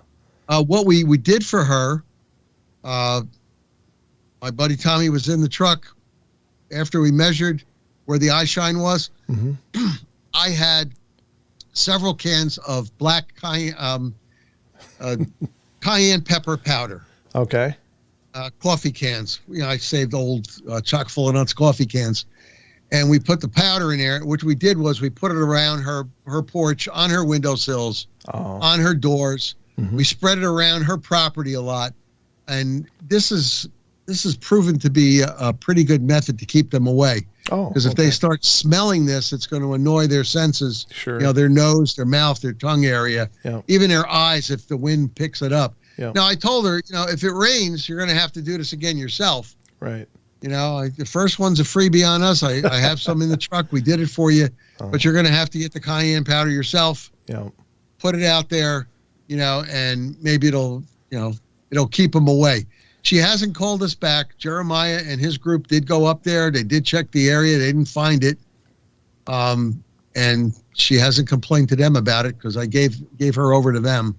Sure. But that was the end of it. But we're talking massive features out there. Yeah. Maybe they're far, few, and in between, but that's big. That's all kinds of big. I just, it's hard to conceptualize just coming face to face with an 8-9 foot one, but 15 is like, that might as well be King Kong at that point. That's so much out of our range of scale. You're just a chihuahua at that point, basically. Jeez. I'll tell you, I have a very good friend of mine who's a former police officer. He's a published author, mm-hmm. 3 times, 4 times over. He does Sasquatching and Dogman. He was in a truck in an area where he lived. This is going down south and more towards the Midwest area. Mm-hmm. And a Sasquatch came up to his driver's side window about 18 inches away, he estimates. Oh, my God. Wow. While he was there. It was like 7:00 at night. And it came right up to the truck. Oh. And it was like PTSDville for him. Yeah. PTSDville for him for the longest time. Yeah, I went Sasquatch researching once up in the mountains over in Washington, and I camped out in my car, And as I was waking up, and I was just thinking, I didn't sleep well, but throughout the whole night, and this is an area that they're known to be in, I was like, please, God, don't let me open my eyes and there's a big face looking at me, you know? Please. Or grabbing your foot and dragging you out of the tent. Oh, jeez. Yeah, no. No, God, I mean, it's a possibility. I mean, I've read reports where that has happened. You know, and, you know, you had 4 people over there in their tent at night, 2 guys, 2 girls, and the one girl, her foot got grabbed, dragged out, and they never saw her again. Oh, so it's like, you know, you're camping out in the woods, you're feeling like there's nobody around, and you're safe, and you're not safe. No. You know? And that's really the real rub about this, right? Is that most people don't have any awareness of this stuff other than, oh, that's a bunch of flaky stuff. You know, I mean, there's big segments of the population that really aren't aware of not only the presence of these things, but the potential danger of them. Right? And if they do see them, they're going to convince themselves they didn't see it. It was a bear. Yeah. It was this. It was that. They don't want to tell other people. Yeah. But, you know, Brent, to be honest with you, since the year 1995 to 2015, on the West Coast, we're talking California, Oregon, Washington State, Colorado, there was 3,500 reports of Sasquatch sightings. Jeez. During that same time, 95 to 2015, the West Coast of Canada, there was 650 reports. Why are all these people reporting this? They didn't want to get their 15 minutes of fame because they didn't want their names, you know, published or anything like that. They just went to the police and reported it. They went to a forest ranger and reported it. They went to a friend who may have been in the military, or maybe they were police or something, or maybe they did cryptozoology and reported it. Come on now. I mean, that many reports just in a 20-year span. Are these people all lying? And I'm talking about the West Coast of the United States. Sure. Yep. We're not talking about the East or the Central, you know. Yep. I mean, there's reports almost every day. Yeah. In my group, the group that I run, I get weekly anywhere from a low of 15 to a high of 46 reports in a week's time on different cryptids that, you know, people will call me on a phone. They'll send me an email, or they'll send me a Facebook messenger message. And that's generally the way I get it. I will get a story and, hey, listen, I don't want to take it any further. I just want to tell you about it, just so you know that that's where they are. They're in this area. Wow. And then suddenly I'll get maybe 5 or 6 more from the same area, and then 3 more from the same area. And then that qualifies for me to actually contact the people, go on a video call with them if they'll do it, go on a telephone call if they will not, or just email back and forth with them, you know, if they won't do any of the other things. Sure. Because I'd rather look at the people in their face and talk to them and ask them questions. If it gets to the point where it's viable enough, I'll get a team together if we can, because it costs a lot of money to get 7 people to travel. Yeah. Actually, from here to down South Jersey, for crying out loud, it costs a lot. Yeah. But can you imagine going like from in January and in March, we went down to North Carolina twice, you know, so 7 people, room and board, you know, you got to eat, you know, this, that, and the other thing. So, you know, I take it serious. I take it very serious. The one time in January didn't turn out to be a dog man. The one time in March, February 28th to March 6th, I went down with an expeditionary team. It was just 4 of us. We split up. I went one way with my partner. The other 2 guys went the other way.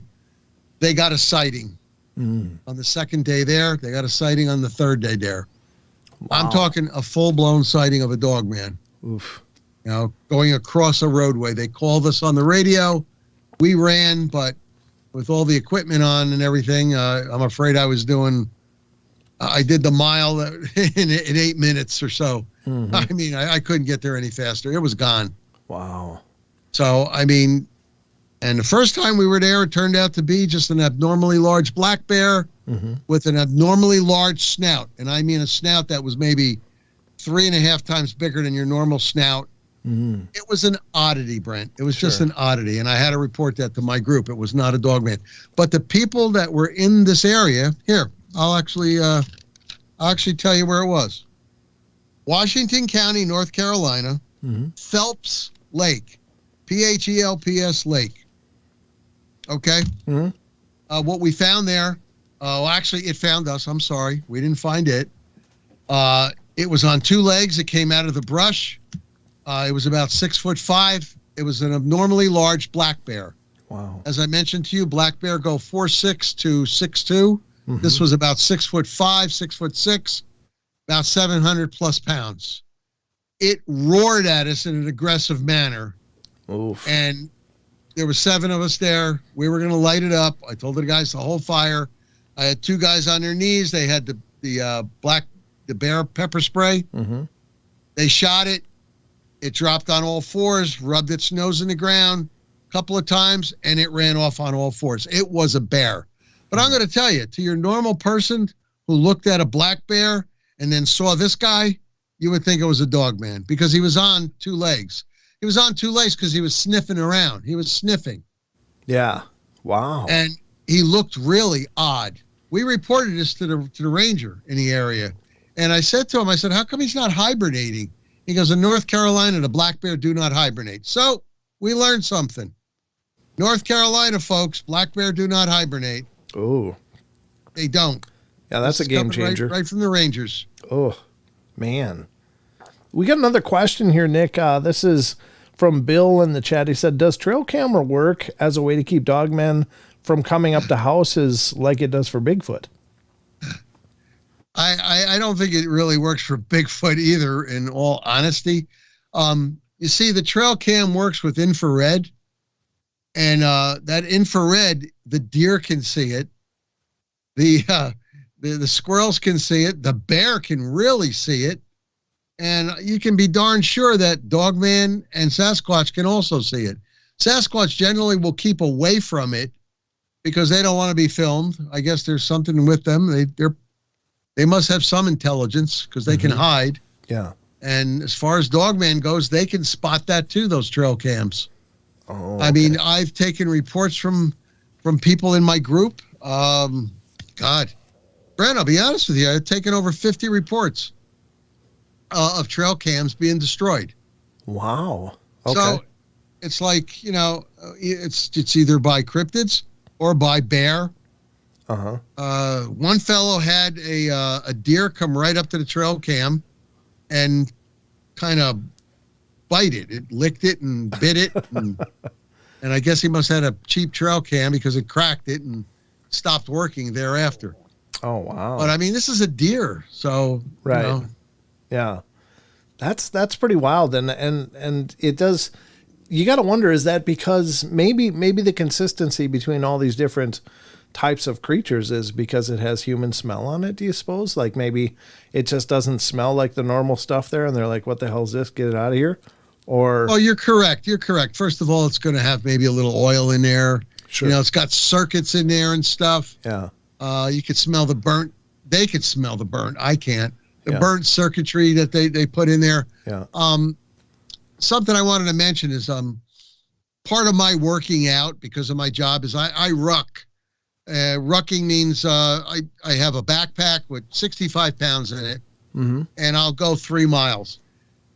Generally, the only time I have to ruck is at night. Oh. I wear a light on my head, and I used to use a white light, but for some reason that just didn't sit right with me. So I got one with a red light. Okay. And I'll be darned, but when I hit that, when people are walking their dogs and they're coming upon me and that red light's shining, the dogs are getting all itchy and scratchy. They're looking at me.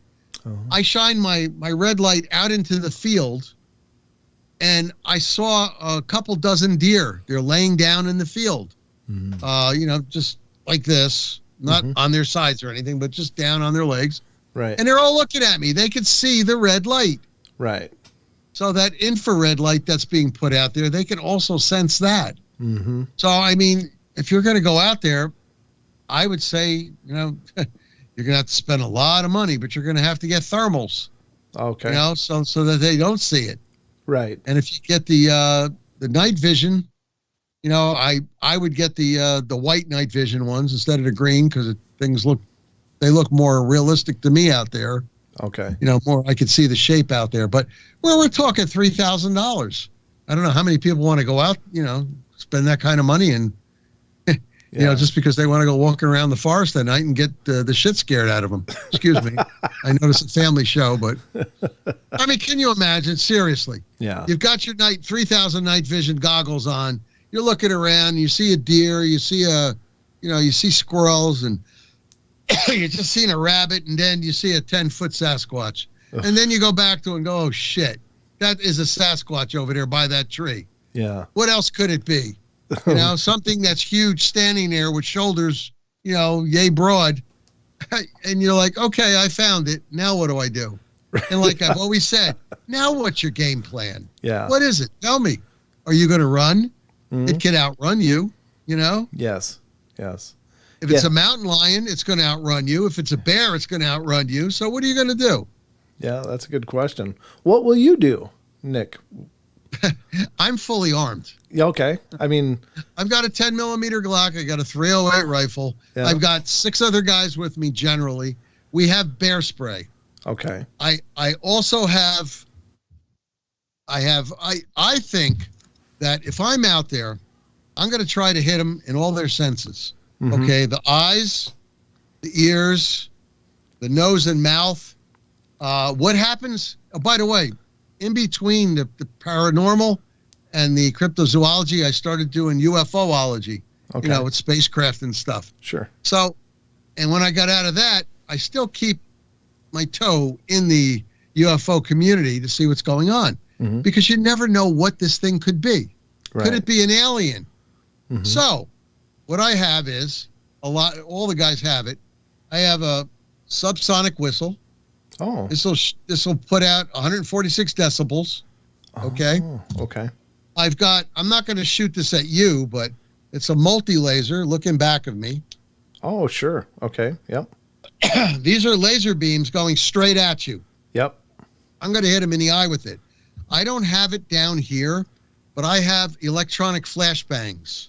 Oh. They're little balls this big.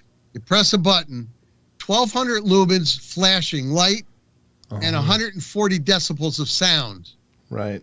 Going me. I mean, it's annoying as hell. Wow. I've tried it on dogs. I've tried it on deer, and they've run. Yeah. I mean, you're gonna try to flash them. I also have these things here. You're gonna flash them with light. Yep. You're gonna try to do anything you can. You know what? I also have holy water with me. Yeah. I have black salt and I have white salt. Okay. Yep. Am I coming up against a demon out here? I don't know. I carry sage just in case. Sure. We carry a lot of things. Yeah. We carry triple arms that are like in 160 decibel range. So we're trying to protect ourselves in any way possible. Yeah. I'm also wearing a vest. Okay. I wear the new Fraz vest that's only like 3 pounds. It's a polymer of Kevlar, ceramic, and some kind of polystyrenes that they have out there. It'll stop a 308 rifle round. Oh, nice. So okay. I'm hoping that, at least I'm protecting my chest. I do have a combat helmet on, and I do have my night vision up there. I also have lights on the side. Okay. We're marked with infrared patches. Okay. So that we can see each other and we know where we're out there. We wear the boots, we'll wear the ripstop gear when we're out there. Because, like I said, you have a right to go out into the field. You also have a right to come home safely. Yeah, absolutely. We don't go hunting, by the way. We're not out there to hunt. Okay. Yeah. Like you're not actively like trying to recover a body. You're just looking for evidence. Yeah. No. Oh, that's wonderful. I think that's very good. I think the other side of it is what does it take to take down a 10 or 12 foot Bigfoot? Even if you have 308s and all this other stuff, if it goes south, it's going to go all the way south, and it's going to be just a mess. So, Well, the thing I'm looking at is that we have 7 of us. yeah. And we have special, the bullet is a 200 grain bullet, Mm-hmm. and it's solid core because you need penetration on these things. Right. Yeah. All right. So that's what we are using. And if there's 7 of us and we're lighting it up with 30 rounds each, Mm-hmm. my God, if it makes it through that, then we have a problem. Right. Plus, in the meantime, I'm letting out the bear spray. Sure. I'm throwing down the electronic flashbangs. Everybody's whipping them out there. Yeah. Somebody's hitting them with the laser. Yeah. We're doing the best we can to Yep. protect ourselves, to get out of that area and to go to an area where we can defend ourselves. Yeah. But, like I tell people, don't go out there with the mindset that you want to kill Yeah. a Sasquatch and you want to kill a Dogman. Yeah. Because what happens if you actually get lucky enough and you do? They do have relatives. They do have friends. Well, that's what my next question was, is like, do you believe these things are generally alone, or are they generally in groups?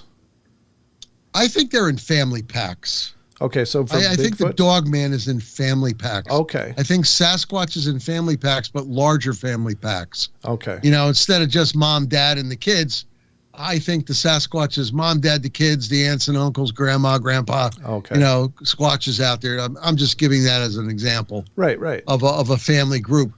I think Dogman generally, they'll have, 1, maybe 2 juveniles, Mm-hmm. a mother and a father.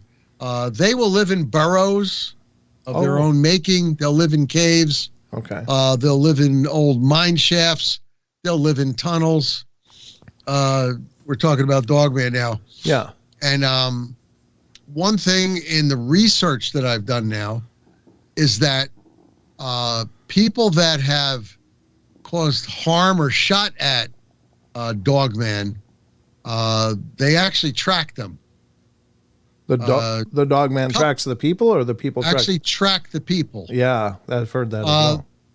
The cases I've read, and 3 of them come to mind, and the people decided that they were being harassed too much. Mm-hmm. So they shot at them. They kept getting harassed even more, and worse things were happening. They decided to move. They moved the one gentleman in particular. He moved about 700 miles away. It started happening again a week after he settled in. Wow. So it looks like they tracked him there, That's and they weren't going to stop. That was the end of that. That's fascinating, because and while that may sound fantastic to those of you out there, how many stories have you heard about dogs crossing the nation after their family moves away, and they traverse the entire nation and find their family again? And this is a dog. I've heard stories about cats too. Well, there you go. I mean, there was a cat that was left in a house, and his family moved. I think it was like 1,500 miles away. We were talking over 1,000+ miles away. Right. And the cat showed up a couple months later. Right. So I mean, and you're right with dogs. Yeah, same things happened. I've read about that too. So this is not an anomaly in nature. I mean, there's regular examples of this with our domesticated pets. So is it hard to believe 700 miles? No, actually, no. And that's absolutely terrifying, because it really is. You think they're back there in the woods, you left them back there. Well, yeah, but then you get home and they're in your next to your garbage can or something. My God. Oh, that would be horrifying. Or tapping on your window, say, "I'm here." Remember me? Yeah. Now I'm here to really get you. Yeah. What are you going to do now? Right. Exactly. Well, Nick, this has been an extreme pleasure. Thank you so much for coming on. And could you take a couple minutes to let people know how to stay in touch with what you're doing? Well, if you need to contact me, the International Dogman Project, -USA. You can find that on Facebook. Mm-hmm. You can message me there in Facebook Messenger. You can join the group or put a comment in the group about, an experience you've had. Remember, there's sightings where you see the Dogman run across the road, And then there's an encounter where it's standing there in front of you and, you're doing a stare down type of thing. I mean, we don't judge people. We don't make fun of people. Yeah. But I'm going to warn you, I do dissect anything that people tell me about, and I try to separate the fakers from the non, because people try to do that all the time. Sure. Yeah. But once again, the International Dogman Project, USA, or International Dogman Project, Nordic Countries, and you'll see that we have state chapters. We also have International Dogman Project Southeast, the IDP Southwest, IDP North, East, and Northwest. Okay. So, we're all over the place, all over the country, all over the world, actually. And we're going to be opening up, like I said, one in Australia pretty soon. Oh, fantastic. Okay. So, and also, why don't you mention what your podcast is so people can check that out? Well, I do a podcast with Jeremiah Fountain, and we interview different researchers each week. We do that on a Sunday, but it's filmed, edited, and then put back out on a Monday or Tuesday. And it's called On the Trail in Search of Cryptids and Creatures. So just On the Trail, basically, you'll find us there. And that's on YouTube? It's published on YouTube, yeah. Okay, very good. What I'll do also is if it's something having to do with Dogman, if we're interviewing somebody about Dogman, we'll put it on one of our IDP channels. I also run a site called the Quad Coalition of Sciences. That's where we do UFOs, paranormal, cryptozoology, and regular zoology, all the combined sciences, in the hope that we might get just one little bit of information that will bring us that much closer to getting an answer. Oh, because for every answer we've gotten so far, we've gotten thrown 4 or 5 steps backwards. There's more questions coming. You answer something and then there's more questions. So we're trying. We really are trying out there. I've got thousands of members out there, and really great members who try to donate to the cause by giving us information. By donate, I mean information. We don't try to make money off of this. Absolutely not. That would make us charlatans, and that's not what we are. We're out there for the love of cryptozoology, and only the love of cryptozoology, and that's it. And we want to share our information. We do our research. We do our boots on the ground investigating, and we report it. And people will send in stories and tell us about it. So. Wonderful. And special thank you to Caleb and Maggie. That's outstanding. Thank you for the donations. That's just so cool. Nick, it's been a rare pleasure to have you here. I hope you'll come back again and we can continue this journey, because obviously there's a lot more we could discuss, but we only had 2 hours to discuss. So. Oh, yeah. I mean, there's the Mothman one that I went on in West Virginia and up in Chicago. I mean, there's the Jersey Devil. I mean, there's just... Cryptozoology is great, Brent. Yeah, it's really great. It's just so interesting. It's not funny. And I've got hundreds of books, and on my Kindle, I've got books, and I've got real paper ones. You wouldn't believe it. I mean, the research is never ending. It's fun. Yeah. It's a lot of fun. And I've got some really great admins out there. Fantastic. Just to mention a few, Karen and Duffy. Those two ladies are like fantastic. They helped me in a lot of our groups over here. And my podcast partner, Jeremiah J, is a fantastic person, a hell of a researcher. He's had a lot of experiences himself. Very cool. It's just a wonderful world out there. We just got to, look at it. Yeah. I mean, like I said, there's so much more we could have talked about, like the differences in light waves that we have around us, where we only see 10% of it. Yeah. And the stuff about that. But we'll leave that for some other time for you. Absolutely, brother. Well, Nick, if you'll hold on, I'm going to close out the show, and I'll just chat with you on the other side in a minute. But ladies and gentlemen, thank you all for joining us tonight. Thank you for being a part of the journey.